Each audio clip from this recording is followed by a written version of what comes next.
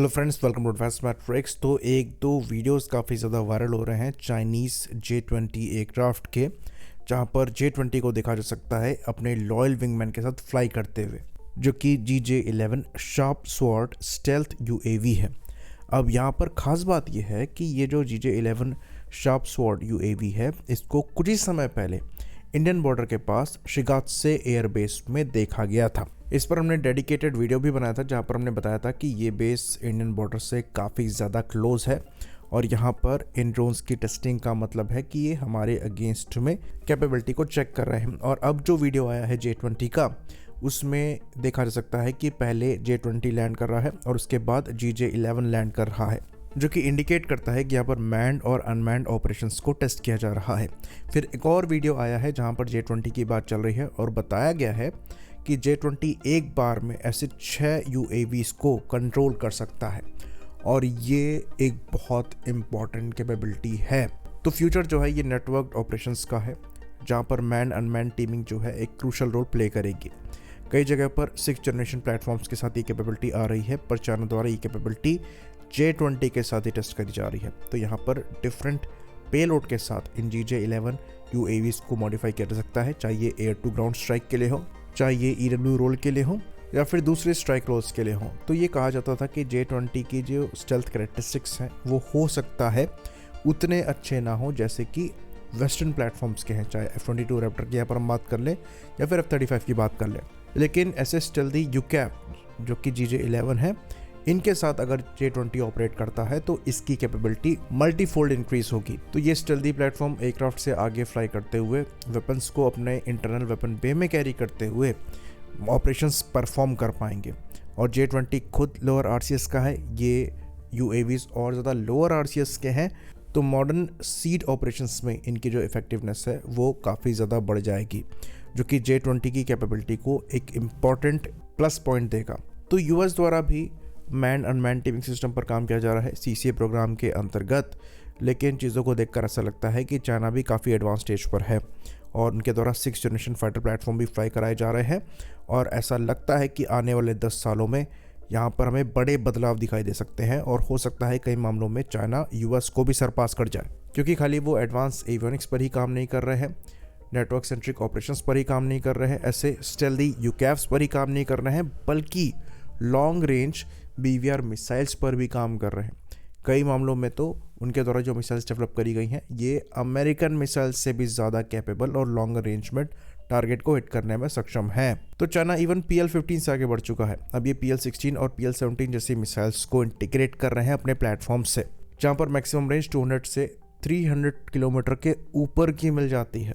और जो इनका वीक एरिया था जेट इंजन, उस पर भी ये काम कर रहे हैं। तो J-20 का ये जो वीडियो आया है जिसमें ट्विन सीट J-20 फ्लाई करता हुआ दिखाई दे रहा है, इसमें WS-15 इंजन्स का इस्तेमाल हो रहा है। ये WS-15 इंजन इनके ओल्डर WS-10 इंजन पर एक बड़ा अपग्रेड है। इवन कहा जाता है कि अब जो परफॉर्मेंस नंबर है ये AL-51 से भी ज़्यादा बेहतर मिलेगी। मैक्सिमम थ्रस्ट 180 किलो न्यूटन तक का है और यहाँ पर कई 5th जनरेशन फीचर्स का इस्तेमाल किया गया है। और इवन चाइना द्वारा अडेप्टिव साइकिल इंजन्स पर भी काम किया जा रहा है।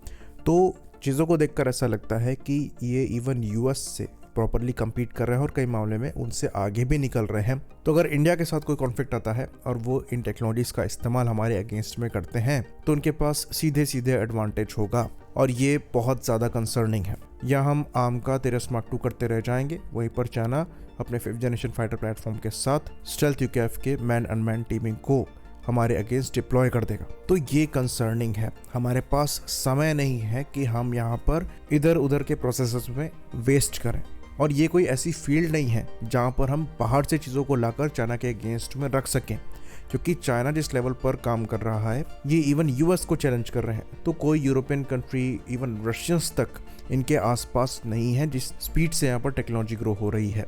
और हमें यहाँ पर प्रॉपर काउंटर बैलेंसर बनाने के लिए इनोवेटिव होना पड़ेगा। हमें वेस्टर्न पार्टनर्स की मदद लेनी पड़ेगी और उनके साथ मिलकर नई कैपेबिलिटीज़ डेवलप करनी पड़ेगी।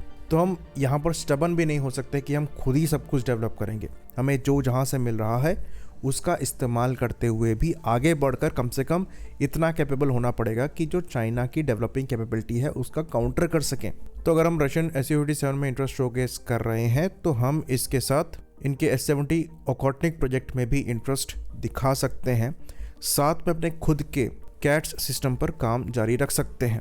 बाकी BVR मिसाइल्स पर हम काम कर ही रहे हैं और एडवांस मिसाइल्स हमारे द्वारा डेवलप करी जा रही हैं, लेकिन वहाँ पर भी चीज़ों को फास्ट ट्रैक करने की रिक्वायरमेंट है। तो चाइना की इकोनॉमी बहुत बड़ी है और वो ऐसे डेवलपमेंट को सपोर्ट कर सकते हैं।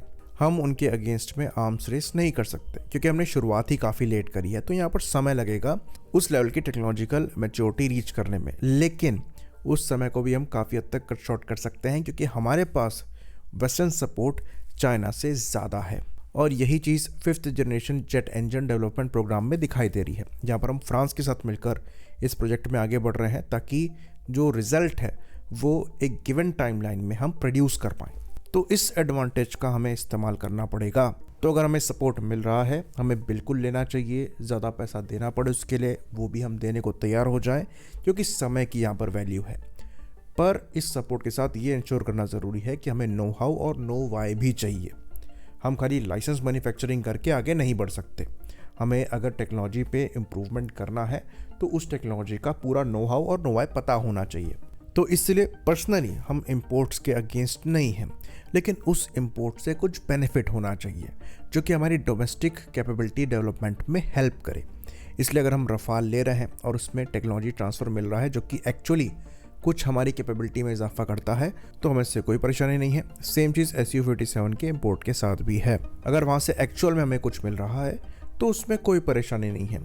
ये ईगो रखना कि हम सब कुछ खुद ही डेवलप करेंगे, भले हम प्रॉपरली कर पाएँ ना कर पाएँ, चाइना के अगेंस्ट में कम्पीट कर पाएँ ना कर पाएँ, तो ये भी सही नहीं है।